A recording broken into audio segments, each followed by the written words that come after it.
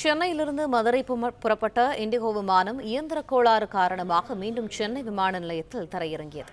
இது தொடர்பான மேலும் தகவல்களை எமது செய்தியாளர் வசந்தன் வழங்க கேட்போம். வசந்தன், இது தொடர்பான விரிவான தகவல்கள் என்ன?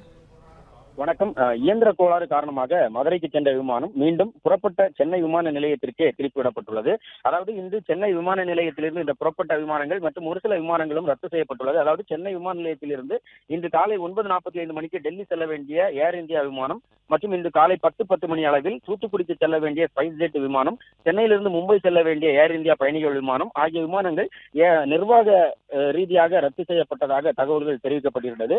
அதுபோன்று துபாயிலிருந்து சென்னை வர வேண்டிய ஏர் இந்தியா பயணிகள் விமானமும் துபாயிலிருந்து புறப்படாமலேயே அங்கேயே ரத்து செய்யப்பட்டதாக அறிவிக்கப்பட்டது. அது மட்டுமின்றி இன்று காலை சென்னையிலிருந்து மதுரைக்கு புறப்பட்ட விமானம் புறப்பட்டு சிறிது தொலைவு சென்ற பிறகு அதில் என்ஜினில் கோளாறு இருப்பது கண்டுபிடிக்கப்பட்டது. உடனடியாக சென்னை விமான நிலைய கட்டுப்பாட்டு அறைக்கு தகவலானது விமானி தெரிவித்துள்ளார். உடனடியாக அந்த விமானமும் சென்னைக்கு திருப்பி விடப்பட்டு அதன் பயணமும் ரத்து செய்யப்பட்டுள்ளது.